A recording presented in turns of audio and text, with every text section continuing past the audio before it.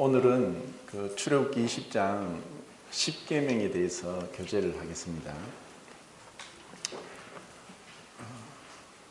10계명을 좀 더 이제 넓게는 율법이라고 합니다. 하나님의 법이죠. 율법이라고 하니까 또 어려운 것 같지만 거꾸로 하면 법률입니다. 이 세상에 법이 있듯이 하나님의 법이 있습니다. 그래서 이 하나님의 법을 올바로 아는 것은 참 중요합니다.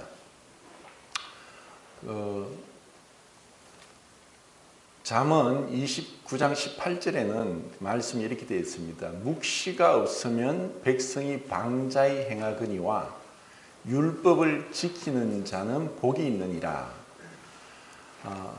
우리가 이제 율법에 대해서, 하나님의 법에 대해서 제한적인 한 부분만 생각했을 때 전체적인 하나님의 그 계시에서 이 말씀을 분별하지 못하면은 우리는 분명히 이제 잘못 행할 수 있고 또 모든 말씀을 다 우리가 알 수는 없지만 이런 이제 중요한 기본적인 이 말씀에 대한 이해는 올바로 우리가 해야 된다. 그러지 않으면은 우리의 삶에 있어서 잘못된 방향으로 가도 이제 모를 수 있다는 것입니다. 제일 큰 문제는 이제 우리가 복음 시간이 아니고 성도들 위한 말씀에서 이 율법, 좁게는 10계명을 얘기할 때 이미 그리스도인에게는 10계명에 대해서 더 이상 얘기할 것도 없고 또 율법에 대해서 좀 부정적인 생각을 가지고 있기 때문에 유대인들에게 율법이 주어졌지 우리에게는 필요 없다. 우리는 이제 사도행전에서 이 율법 문제로 가지고 이제 사도들이 사도행전 15장에 보면은 예루살렘에서 많은 이제 변론이 있었던 것을 보게 됩니다. 그래서 이것을 지나치게 해서 어떤 교회에서 이렇게 설교를 한다는 얘기도 들었습니다.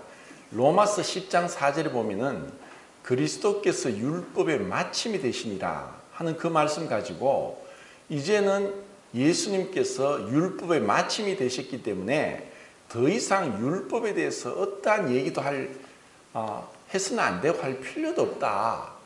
이렇게 이제 가르친다는 것은 크나큰 잘못입니다.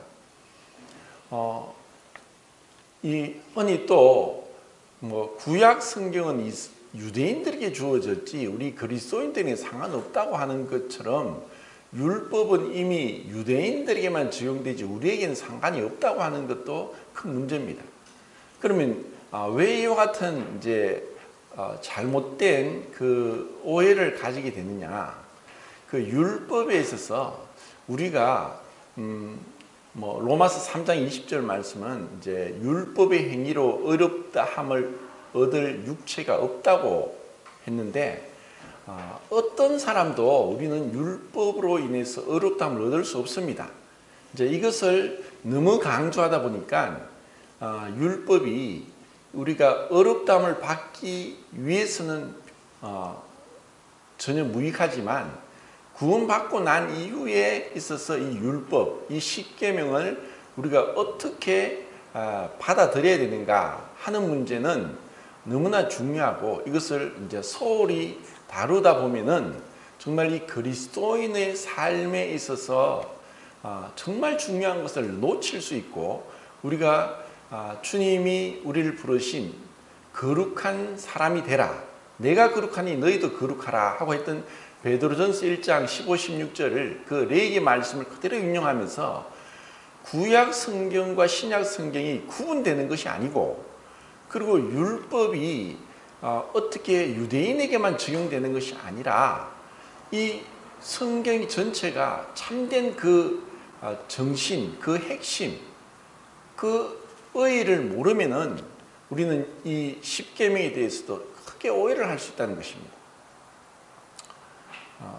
자, 10계명을 저는 이제 처음 이제 이 교회를 모임을 몰랐기 때문에 장로교회 가서 약식 세례도 받고 거기서 조금 있어서 알지만 세례 받기 위해서 시험을 쳐야 됩니다.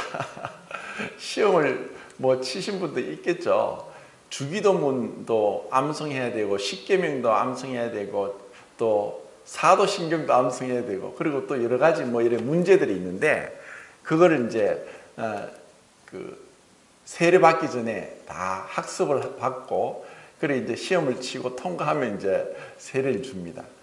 이제 그러다 보니까 그 십계명을 외우는 거, 주기도문 외우는 거, 사도신경 외우는 거를 이게 또 반복적으로 매 뭐 예배 시간마다 그렇게 하게 되죠.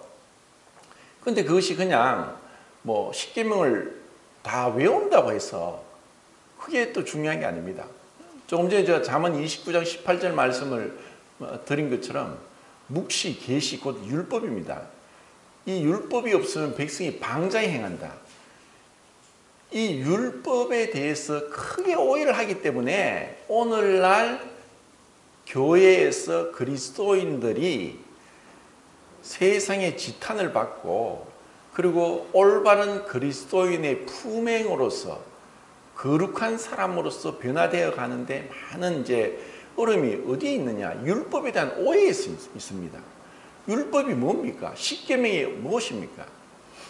우리는 이제 1계명부터 4계명까지를 이제 하나님을 향한 그 계명이다. 그리고 5계명부터 10계명까지는 이제 사람을 위한 계명이라고 하는데 이 십계명을 정말 깊이 있게 바라볼 때 하나님께서 그 이스라엘 백성들에게 이것을 주실 때 하나님이 직접 손가락으로 서셨다 이렇게 말씀했습니다.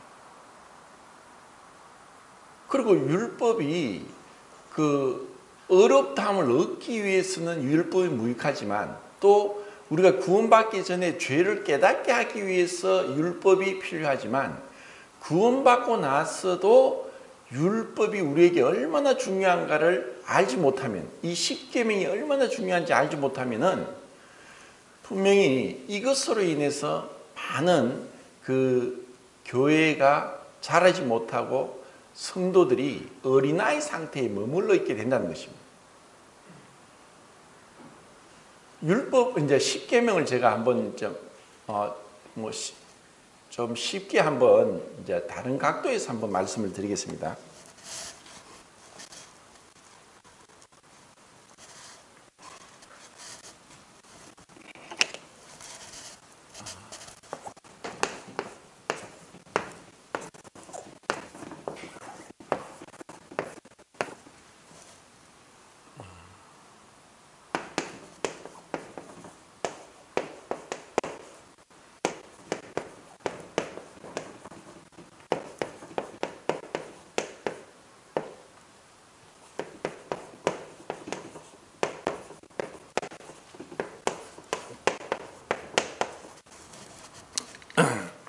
자, 이 십계명은 이제 1계명부터 4계명까지 이제 하나님에 대한 이제 하나님과의 관계에 대해서 말씀하고 있습니다. 그래서 이 율법은 이 십계명은 관계가 어떠한가 하는 결국 우리는 혼자가 아니라 이 관계라는 거죠. 그래서 이 관계 속에서 이 십계명을 봐야 되고 그리고 이 십계명을 주님께서 어떻게 이루시고 또 지금 우리에게 어떻게 성령의 인도를 받는 가운데 이 율법의 요구가 이루어지게 하시는가를 알지 못하면은 우리는 방자히 행할 수 있다는 것입니다. 자, 이 십계명은 10개가 따로 구분되어 있는 것이 아닙니다. 이것은 예수님이 이제 마태복음 이제 5장부터 7장까지 산상수훈에서 이것이 얼마나 긴밀하게 연관되어 있는가를 말씀하십니다. 그리고 이것을 자세히 들여다보면은 이것은 서로 연관되어 있어서 하나를 범하면 다 범한다. 야고보서 2장 10절에 모든 율법을 다 지키다가도 하나를 범하면 다 범한 자가 된다 하는 그 말씀이 만약에 이제 1계명에 대해서 모른다 할지라도 마지막 10번째 계명 탐심을 품으면 그것은 우상숭배다라고 이제 골로새서 3장 15절에 말씀하고 있습니다. 그럼 어떻게 해서 탐심이 우상숭배가 되고 그것이 또 다른 계명들을 범하면은 첫 번째 계명과 다 두 번째, 세 번째 연관이 됩니다.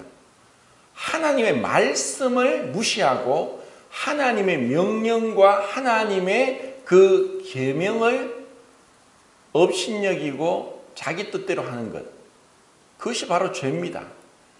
그래서 우선은 이제 사람과의 관계에 있어서 다섯 번째가 내 부모를 공경하라. 그러면 네가 장수하리라 이 땅에서. 그렇게 하면서 바울은 이 땅에서 약속이 있는 첫 번째 계명이다라고 했습니다. 그래서 우리 인간은 모두가 다 부모가 있고 또 부모 자식 관계 속에 있습니다. 근데 여기에서 어떠한 조건이 없습니다. 그냥 뭐 좋은 부모, 또 본이 되는 부모, 그리고 훌륭한 부모라고 해서 어떤 수식어가 달린 게 아니라 그냥 부모입니다. 우리는 이 하나님의 말씀을 우리 뜻대로, 우리 기준대로, 이 하나님의 말씀을 제일 처음 어떻게 어겼냐 하면은 에덴 동산에서 선과 악을 알게 하는 과실이 있고 생명나무가 있었습니다. 근데 아담은 여자의 꾀임으로 인해서 뱀이 꼬였지만 선악과를 먹게 됩니다. 그것은 이 십계명에서 8가지가 부정적인 금지 명령이고 2가지가 긍정 명령입니다. 하나님께서 옳고 그름을, 선과 악을 결정하는 이 법을 주시는데, 죄는 뭐냐 하면 인간이 자기 스스로 옳고 그름을 결정하고 판단하겠다고 하는, 결국 하나님의 계명, 하나님의 그 뜻을 내가 벗어난 것입니다. 이것이 죄고, 그리고 이것이 아담 이후로 모든 사람에게 자기의 법이 있습니다. 자기가 자기 법입니다. 자기가 십계명에 대해서 그렇게 생각합니다. 8번째 계명이 도둑질하지 말라 그랬습니다. 그죠? 8번째입니까? 6번째 살인하지 말라, 7번째 간음하지 말라, 8번째 도둑질하지 말라, 9번째 거짓 증거하지 말라. 그 9번째 거짓 증거하지 말라는 것이 6번째 살인하지 말라는 것보다 조금 덜한 죄, 그것은 하얀 죄, 좀 괜찮은 죄라고 우리 스스로 또 판단합니다. 그런데 이것은 이제 뭐 국민성, 그 나라마다 다를 수 있는데, 우리나라에서는 이 거짓말하는 것을 죄라고 인정하지 않고 그냥 뭐 관습이라는 것처럼 그냥 구름이 담 넘어가듯이 슬쩍 넘어가면서 괜찮다고 생각하고 그것에 대해서 별로 가책도 없습니다. 그것을 어떻게 알 수 있냐? 저 국회에 있는 국회의원들 보면 알 수 있습니다. 거짓말하는 것이 아무런 문제가 아닌 거 모른다. 그래 놓고 나중에 밝혀지면은 그것에 대해서 어떠한 부끄러움도 없고 완전히 철면피처럼 그렇게 합니다. 그런데 미국 같은 나라는 만약에 정치인들이 거짓말한 게 탄로나면은 그대로 엎어서야 됩니다. 정말 이 거짓말을 굉장히 나쁜 죄로서, 하나님은 거짓말은 조금 덜한 죄고 살인죄는 큰 죄고 도둑죄는 좀 중간 죄고 이렇게 말씀하지 않았습니다. 똑같이 이 하나님 앞에서 이 계명에 있는 그것은 비중의 차이가 없는 것입니다. 그런데 우리는 이것에 대해서 흔히 이제 오해를 할 수 있는 그런 소지가 있죠. 부모에 대해서도 어떤 조건이 없습니다. 부모가 아무리 악하다 할지라도 자식으로서는 부모에 대해 공경을 하라고 한 것은 하나님을 공경하라고 하는 똑같은 단어를 쓰고 있습니다.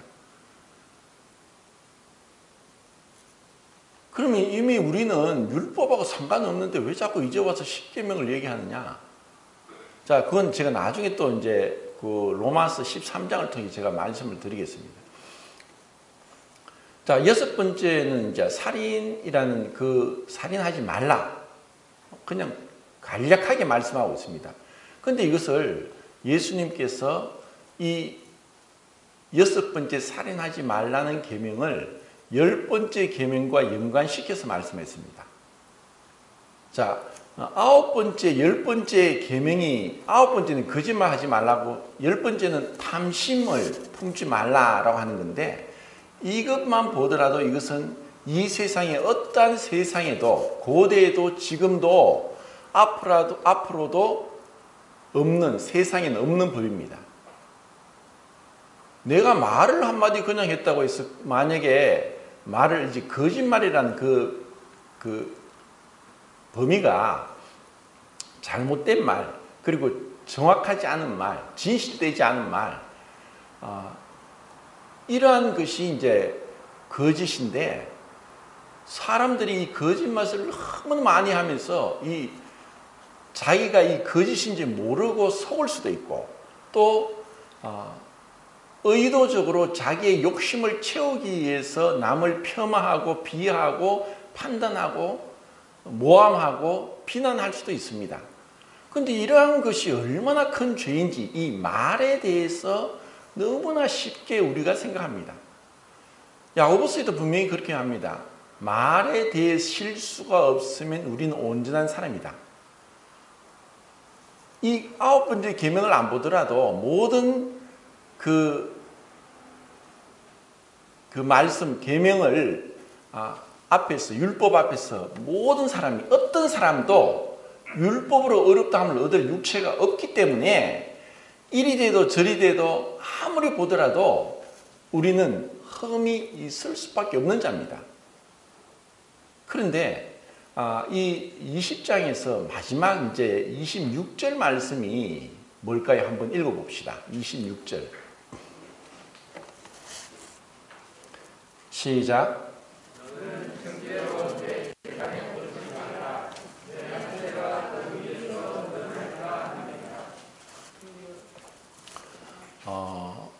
자, 우리 사람은 제가 지난번에 한번 그런 말씀을 드렸는데 나도 모르게 머리카락이 매일 1mm씩 손톱 발톱이 또 남자는 수염이 그렇게 자랍니다. 내가 원하든 원하지 않든 알든 알지 못하든 어느새 시간이 지나 보면 머리카락이 이렇게 길었네 또 수염이 이렇게 길었네 손톱 발톱이 깎을 때가 되었네 하고 하듯이 우리는 본능적으로 또 아담으로부터 계속 자라는 게 있습니다. 그것이 바로 교만입니다. 어떤 자도 여기서 예외가 될 수가 없습니다. 내가 잘하든 못하든 우리에게 교만이 점점 자라서 어떻게 되냐? 자꾸 올라갑니다. 그러면서 그 교만한 자가 마음에 있는 태도인데 그것이 겉으로 드러난 것은 거만이죠. 그리고 거만한 자들은 어떤 자들이냐? 비판적이고 판단하고 정죄하고 그리고 함부로 행하는 이러한 자들입니다. 그런데 이것이 우리가 정신을 차리고 경건의 연습을 하지 않고 매일 우리 자신을 돌아보지 않으면 이렇게 행하면서도 모릅니다. 마태복음 7장에서 비판하지 말라. 너희 비판하는 것으로 너희가 비판을 받을 것이요 너희 헤아리는 것으로 너희가 헤아림을 받을 것이다. 자, 우리는 어차피 사회생활하고 가족관계가 있고 하기 때문에 관계 속에서 우리도 모르게 에덴 동산에서 선과 악을 아는 과실을 따먹은 결과로 내가 율법이 되고 내가 판단합니다.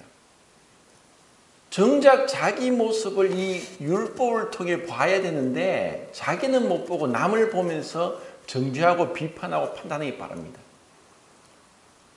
그래서 우리는 세상 살면서 늘 비관적이고 비판적이고 남을 비하시키고 자기를 은근히 높이고 하는 사람하고 가까이 하지 마십시오.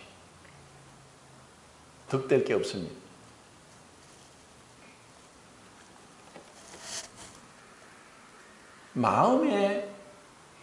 예수님은 마음의 형제를 미워했으면 벌써 살인죄를 저질렀다고 합니다. 그리고 이 10번째 계명 가지고 예수님은 또 7번째 계명하고 연관을 시킵니다. 음욕을 품고 여자를 보는 자는 마음에 이미 간음하였다.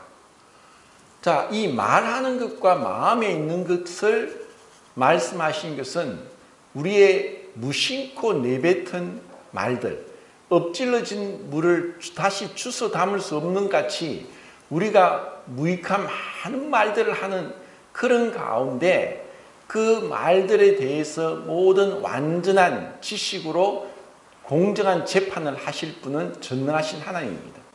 그리고 우리 마음속에 수많은 생각들이 스쳐 지나가는 그 생각들을 하나도 놓치지 않고 모두 기록해 놓고 그 마음에 품은 생각을 따라서 심판하실 분은 전능하신 하나님입니다.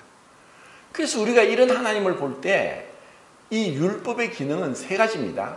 거울과 저울과 자. 자, 거울은 뭐냐? 우리가 거울을 보지 않고 스스로 자기가 자기 얼굴을 절대로 볼 수 없습니다. 거울에 반사된 모습으로 자기 얼굴을 봅니다. 근데 그 거울이 우리를 깨끗하게 해주지 못합니다. 거울을 보지 않으면 자기가 얼마나 더러운지 모릅니다. 우리가 이 십계명을 통해서 내가 하나님 앞에 어떠한 자인지, 우리가 하나님 앞에 어렵다함을 얻었다는 것은 신분이지 상태가 아닙니다. 우리가 예배를 드리고 하나님 앞에 죄사함 받았다고 감사하지만 우리의 신분이 그렇지 우리의 상태가 어렵다는 것은 전혀 아닙니다. 내 자신이 그런데 우리가 마음속에 이런 은근한 나도 모르게 우리가 남을 보는 것은 빙산의 일각입니다. 누구도 그렇습니다. 주님이 오실 때까지 너희들은 아무것도 판단하지 마라. 그때에 숨겨진 것을 드러낼 것이고 감추어진 것을 나타낼 것이다. 누가 우리가 겉으로 드러난 행동을 이어가지고 함부로 남을 쉽게 칭찬해서도 안 되고 남을 또 깎아내려서도 안 됩니다. 그것은 자기가 율법의 준행자지 율법의 재판장 자리에 자꾸 올라갑니다. 그러면 이름으로 인해서 결국 하나님 앞에서 우리가 이 십계명 앞에 그 기준을 댈 때 저울에 올라갈 때 아무도 온전하지 못하다는 것은 너무나 분명한 사실입니다. 그런데 우리가 왜 자꾸 이런 남을 바라보게 될 때 벌써 자기는 교만한 자리에 올라가 있습니다. 주님을 바라보고 이 십계명 관계라고 했는데 부모 자식 관계에서도 마찬가지입니다. 어떤 부모도 완전한 부모는 절대 없습니다. 그러면 우리가 부족함이 없기 때문에 자식으로부터 공경받는 것이 아니라 부모라는 그 신분 때문에 그리고 그 관계 때문에 자식과 그 부모와 자식 관계를 얘기합니다. 그리고 6번째는 살인인데 그것은 다른 사람의 생명에 대해서 감히 우리가 그 생명에 대한 주권을 행사하려고 하는 것이 살인죄입니다. 이것은 누구를 죽이는 것이 아니라 말로서도 마음으로서도 충분히 살인죄를 저지를 수 있다는 것을 주님 말씀을 통해 대할 때 우리가 얼마나 두렵고 떨려야 됩니까? 정말 두렵고 떨리는 거예요. 자, 제가 지난주에 어떤 다른 교회 형제님하고 이렇게 한 번씩 통화를 하는데 그 형제님이 뭐 앞에서 설교하는 형제님도 아니고 그냥 열심히 자기 은사대로 주님을 섬기고 있는 형제님인데 올해 들어서 자기가 이 성경을 66권 성경을 한 권씩 3번을 정독을 하면서 거의 다 읽었다는 거예요. 그러니까 이렇게 말씀을 정독을 해서 하며 읽다가 보니까 하나님이 어떠한 분이고 자기가 어떠한 자인지 알게 되고 그리고 교회에 막 어려움이 있고 또 중심되는 형제들이 떠나간다 그러고 또 다른 형제들도 술렁술렁거리고 막 이럴 때 자기도 막 교회를 떠나고 싶고 이런 마음이 있었는데 이 말씀 가운데 든든히 서니까 그런 게 아무 상관이 없더라는 거예요.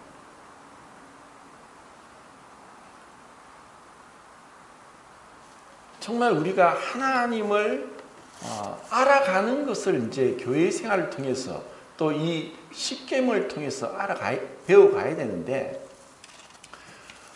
우리가 예배 드리는 것은 어떤 면에서는 이제 과거에는 제가 그 하나님께 예배 드리는 걸 쭉 이제 지금 역사적인 관점에서 살펴보고 있는데 어떨 때는 그냥 찬송을 계속 합니다. 사실 우리가 다른 거 안 하고 찬송만 계속 1시간, 2시간, 3시간을 해도 우리가 그 찬송을 해서 마음이 고양되고 기뻐지고 평안해지고 말할 수 없는 그 벅찬 감동이 있을 수 있는 거예요. 그리고 원래는 이 설교가 주축이 아니라 성경을 봉독하는 게 예배의 주축이었습니다. 성경을 그냥 계속 앞에서 읽고 서로 교독하고 또 같이 읽고 하나님 말씀을 모세가 그렇게 읽었고 여호수아가 그렇게 읽었고 에스라가 그렇게 읽었습니다. 그냥 하나님 말씀을 계속 읽는 거예요.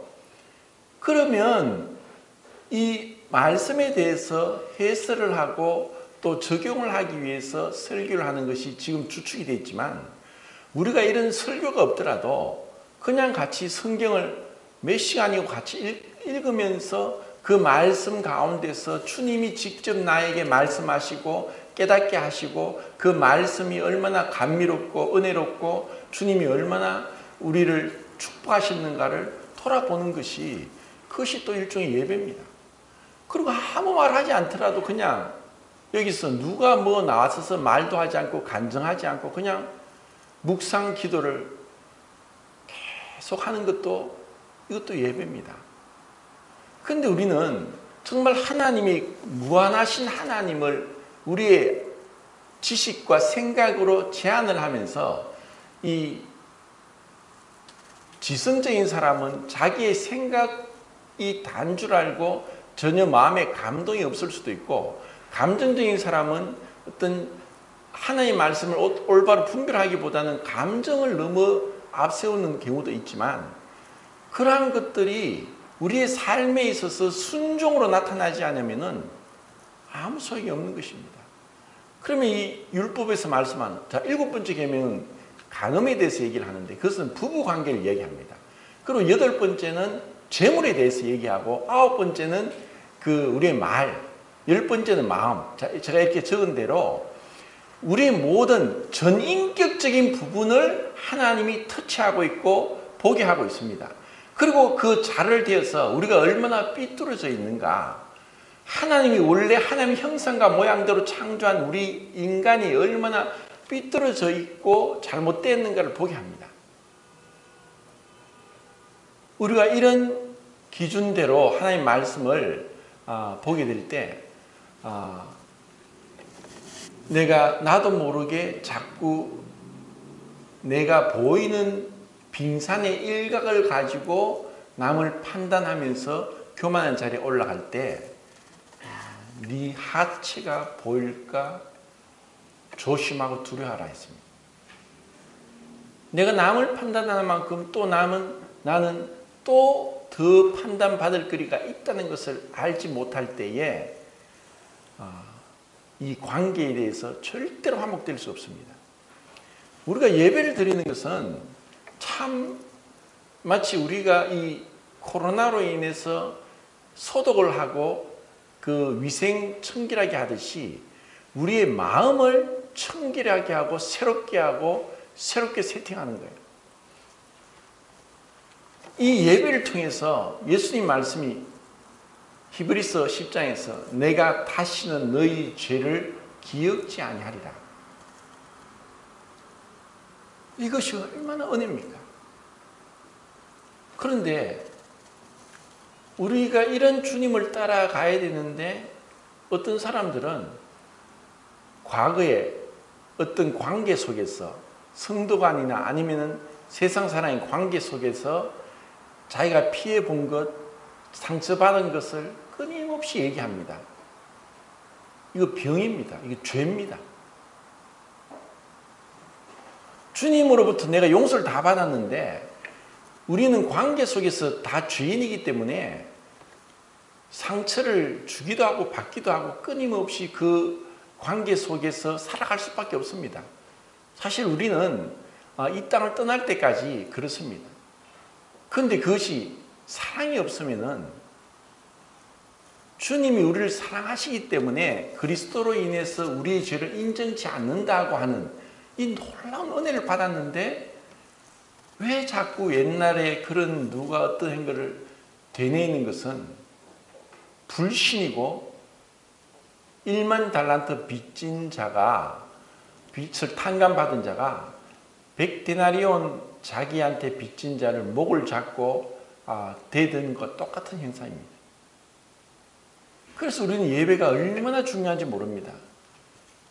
이 자리에서 우리는 우리의 생각, 우리의 어떤 집착, 우리의 어떤 그 과거의 어떤 좋지 않았던 이런 것을 계속 떨쳐버리고 어린아이처럼 단순한 해맑은 순전한 모습으로 그냥 뛰어놀고 감사하고 기뻐하고 찬양하고 그렇게 하도록 이 예배 시간에 불러주신 거예요. 우리는 어떤 마음으로 다른 사람들을 정말 봅니까? 자, 그 25절에는 이 돌단을 만들면서 이게 정으로 이게 조각을 해서 이게 만들지 마라. 우리 사람은 자꾸 외모를 봅니다. 외모를 통해서 자기의 그 기준대로 보는데 그러한 것을 자꾸 하나님 앞에 그것이 잘못된 거다. 그냥 있는 대로 보고 그리고 다른 사람의 관계 속에서도 내가 그들을 판단할 자가 아니라 그들을 어떻게 도와주고 사랑하고 섬겨줘야 될 거냐 하고 이렇게 돌아봐야 되는 거예요. 자, 로마서 13장을 보겠습니다.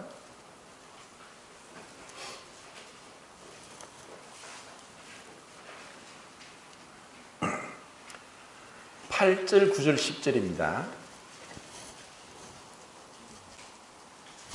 8절, 9절, 10절 같이 읽겠습니다. 시작.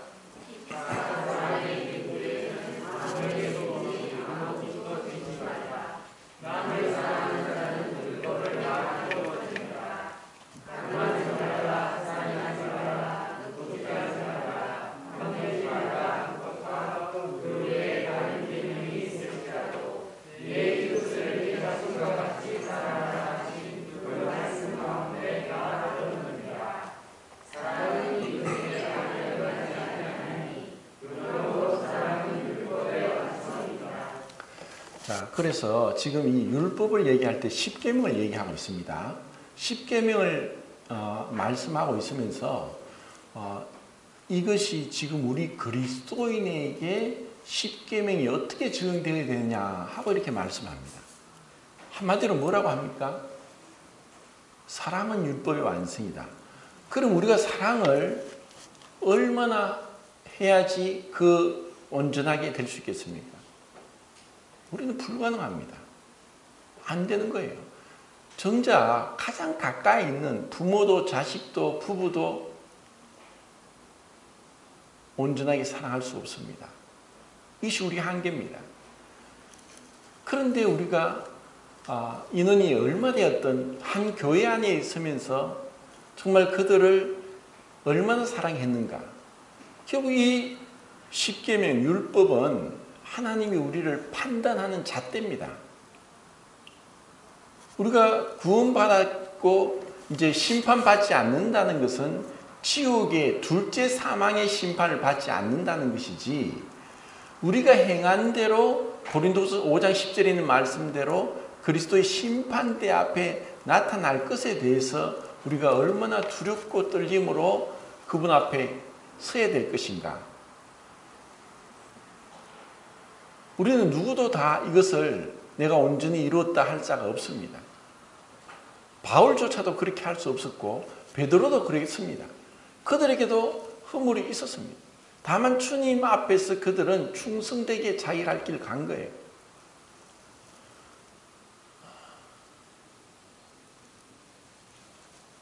자, 그렇기 때문에 그러면은 지금 우리에게 있어서 이 율법은 이 십계명에서 주님이 말씀하신 것을 그러면 어떻게 이것을 이루어갈 수 있는가?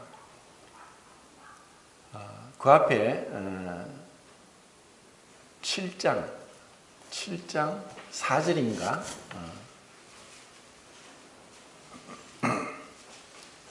7장 4절 뭐죠? 그리스도의 몸으로 율법에 대해 죽임을 당했다는 게 4절 맞나요?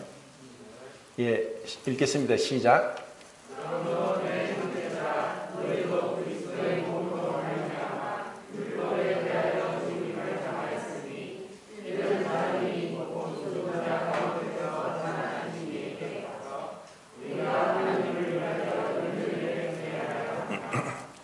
자, 이 율법, 이 십계명은 하나님의 거룩하신 의의 기준이고 표준입니다.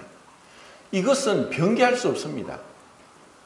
이 기준을 변개한다는 것은 하나님이 하나님 되지 않는다는 거고 하나님의 의로운 그 성품, 그 속성에 있어서 이것을 우리가 어떻게 바꿀 수 없는 겁니다. 이 율법은 하나님이 얼마나 거룩하시고 의로운 분인가를 나타내는 것입니다. 그런데 이것이 그럼 우리에게 있어서 더 이상 율법이 마침이 됐다는 것은 율법을 그리스도의 몸으로 말미암아 결국 그리스도께서 십자가에 죽으실 때 우리도 그 안에서 함께 죽게 한 것입니다. 죽은 것은 율법이 아니라 우리의 옛사람입니다.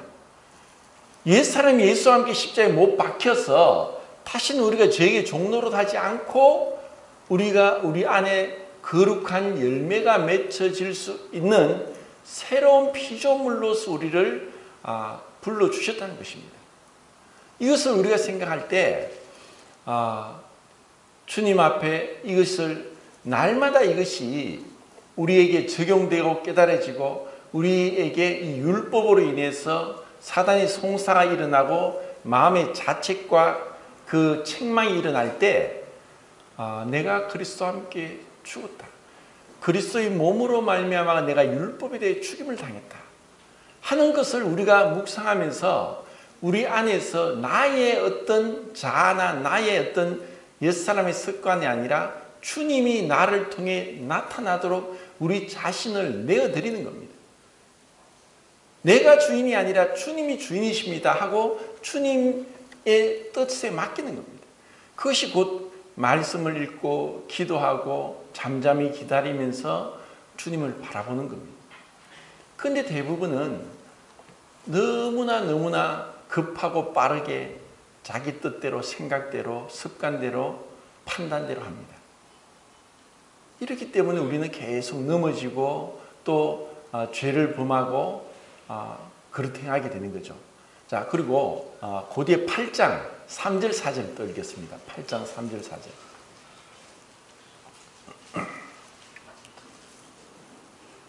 시작.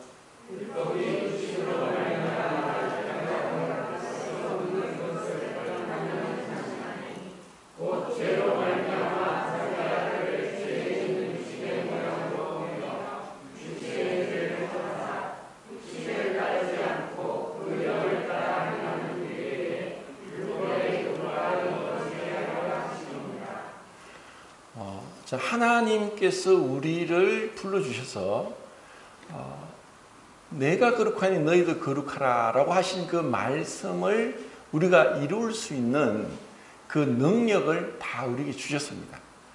만약에 주님께서 십자가로 사역을 완성하시고 부활하시고 성천하셔서 성령을 보내주지 아니했더라면 우리는 유대인들과 같이 이 또 율법의 저주 아래서 우리는 고통당하고 헤어날 수 없었을 것입니다. 그런데 주님은 우리가 그 율법의 저주, 십계명을 행할 수 없는 것을 주님의 그 몸으로 다 하나님으로부터 갈라디아 3장 13절에 그리스도께서 우리를 위하여 저주를 율법의 저주를 받은 바 되사 우리를 율법의 저주에 대해서 속량하셨으니 나무에 달린 자마다 저주 아래 있는 자라 하였습니다. 주님은 우리를 위해서 그 몸으로 우리 율법의 저주를 담당하셨습니다. 그럼 왜 그렇게 하셨는가? 우리 육체로는 안 되니까 내 안에 그 영을 보내셔서 성령을 따라 행하는 자에게 율법의 요구가 이루어지게 하려 하심이라는 것입니다. 율법의 요구가 무엇입니까? 사랑입니다. 그렇기 때문에 자, 우리는 이 십계명을 다 보지 않더라도 사랑으로 행하느냐, 주님의 마음으로 행하느냐, 그것으로서 그 사람이 성령을 따라 행하는가 안 행하는가 볼 수 있습니다. 말로서 아무리 내가 성령의 인도를 받고 성령을 따라가고 말씀을 줄줄줄 암송을 하고 말씀을 잘 지식이 있고 가르치고 한다 할지라도 사랑이 없을 수 있습니다. 다만 그것이 머리로 지식으로만 할 수 있습니다. 제가 말씀을 드렸죠. 세상에 제일 긴 여행이 어디냐? 머리에서 가슴까지 가는 여행이다. 그래서 저희는 거기서 더 얘기해서 이 가슴에서 손과 발로 가는 여행이 가장 세상에서 긴 여행이다. 머리로 안다. 우리가 이 말씀을 어느 정도 들어보면 한 1년만 다니면 웬만한 말씀은 다 압니다. 그게 아는 게 아닙니다. 전혀 삶에 있어서 겸손이, 사랑이, 섬김이, 헌신이 나타나지 않는데 그것이 어떻게 주님을 따라가고 성령의 인도를 받는다고 할 수 있겠습니까? 전혀 그럴 수 없습니다. 정말 율법의 요구, 결국 남을 사랑하는 자는 다 율법을 이뤘다. 사랑은 율법의 완성이다. 우리가 말씀을 따라 행하고 성령을 따라가는 것, 이제 갈라디아서에도 이제 5장 16절 18절에 우리가 성령을 쫓아 행하고 그러면은 육체의 욕심을 이루지 아니하고 성령을 따라 행하면 우리가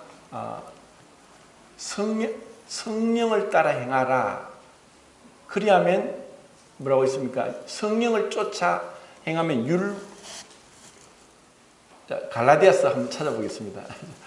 5장 16절 18절입니다.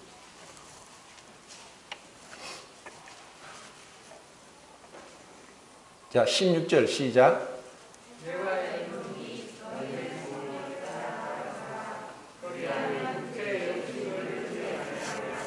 18절.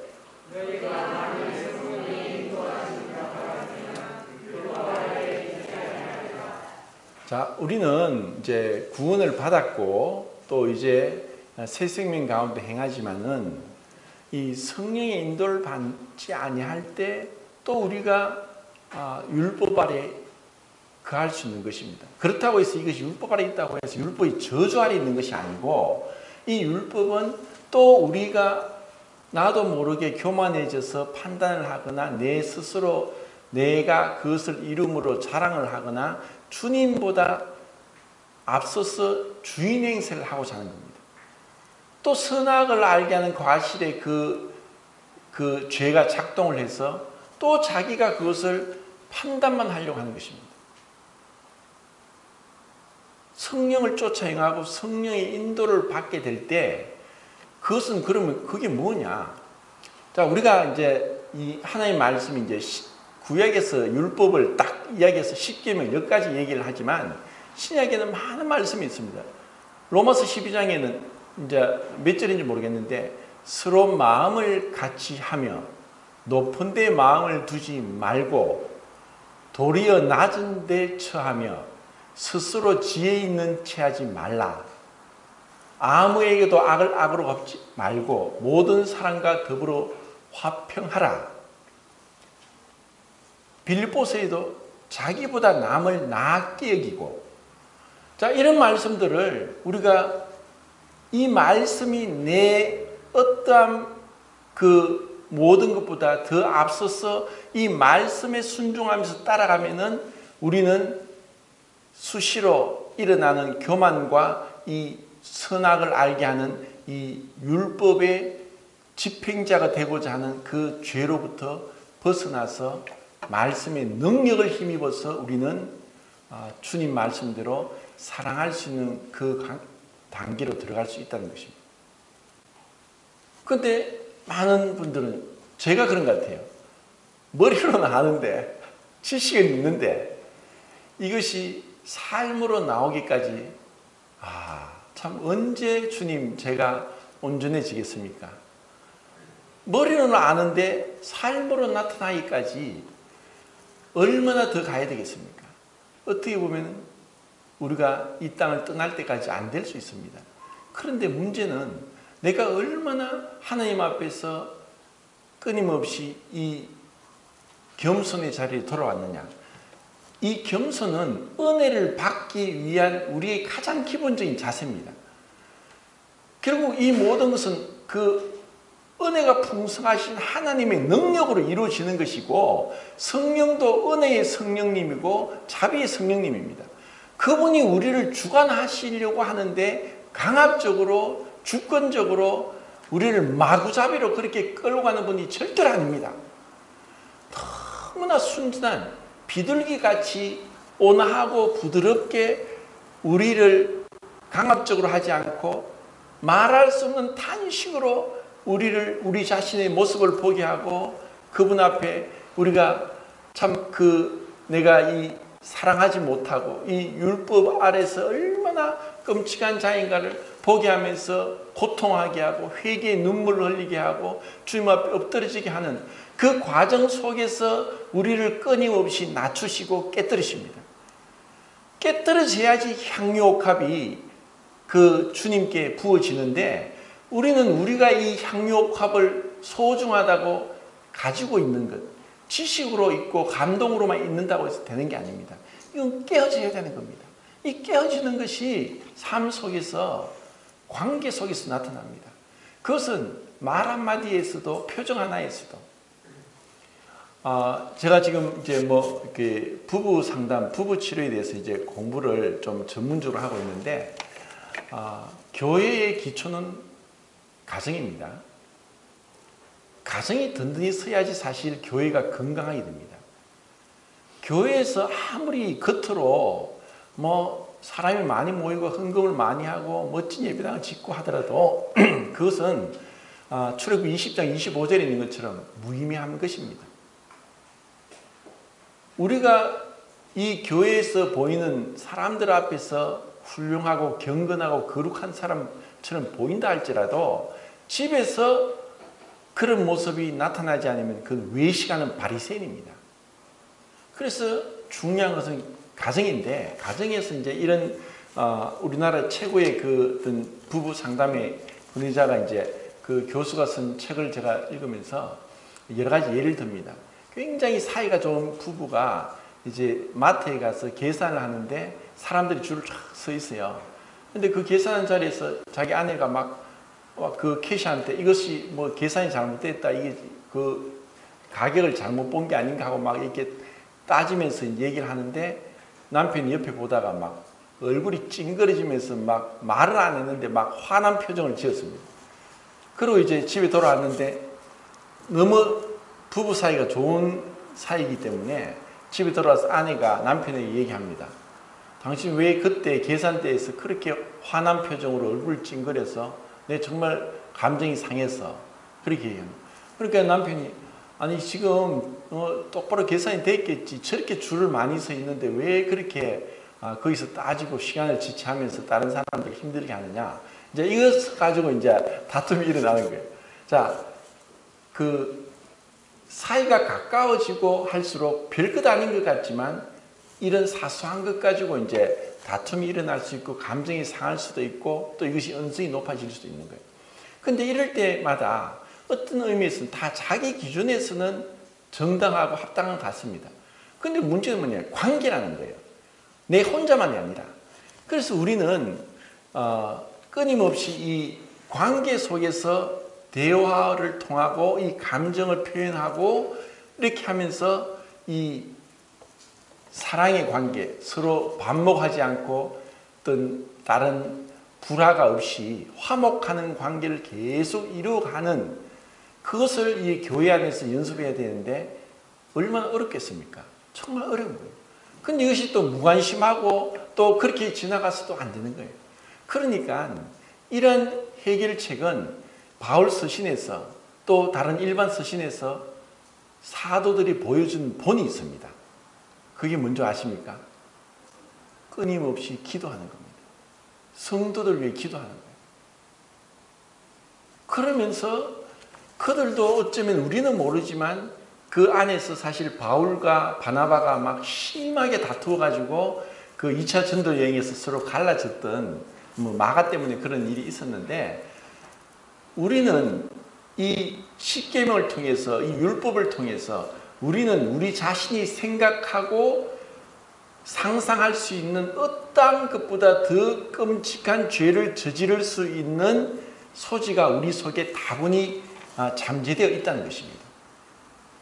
자, 선악을 알게 하는 나무를 딱 먹고 나서 아담과 하와가 뭘 했습니까? 부끄러움을 가립니다. 이것은 누구나 다 그런 거예요.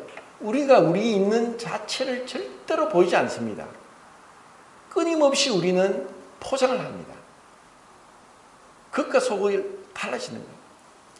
그리고 그 아들이, 큰 아들이 작은 아들을 죽이는 끔찍한 일이 났어요.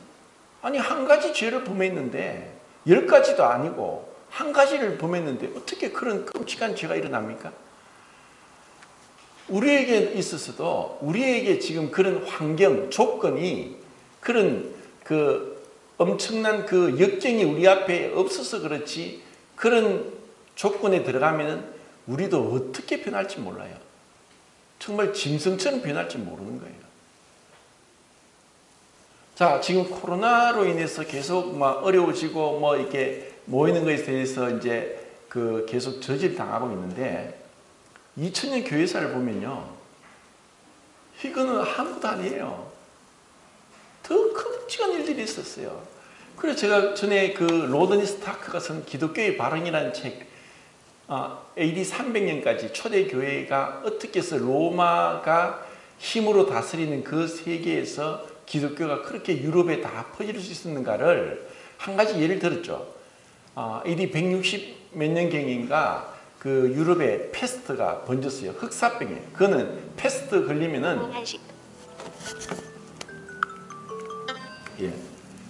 얼굴이 새카맣게 되면서 죽어가는 거예요. 그런데 한 가족이 중에서 누가 패스트 걸렸다, 얼굴이 까매진다, 그럼 당장 쫓겨납니다. 왜냐하면 이런 가족이지만 같이 뒀다가는 다 전염되고 다 죽으니까 무자비하게 쫓겨나는 거예요. 그럼 그들이 집이 없으면 갈 데가 없잖아요. 그래서 그리스도인들이 그런 자를 불러와서 집에 와서 먹이고 치료해주고, 그러다가 자기도 패스트 감염돼 죽고, 이런 것이 그리스도인들이 행하다 보니까 진짜 그리스도인은 참된 종교고 믿을만하다 해서 급속도로 이게 믿게 되는 거예요. 삶으로서, 사랑으로서 나타낸 거예요.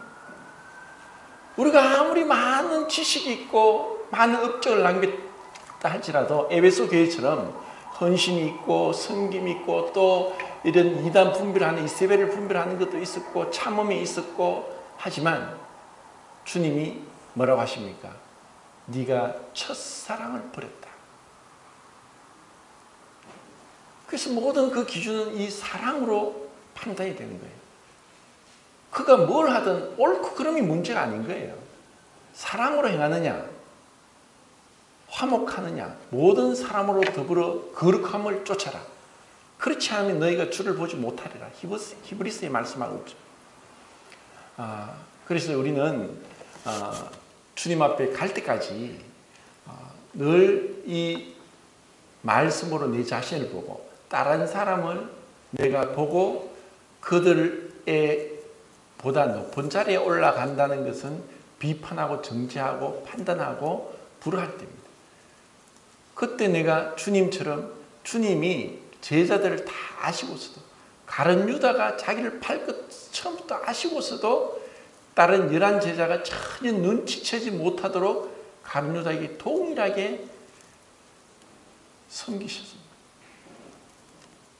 우리는 감히 그렇게 할 수 없을지라도 그 사람들의 어떠한 모습과 이런 것을 계속 잊어버리고 리셋하고 어린아이처럼 백지 상태에서 사람을 봐야 되고, 그리고 남들의 허물을 볼 때 저 사람에게는 티가 있지만 나에게는 덜보가 있다.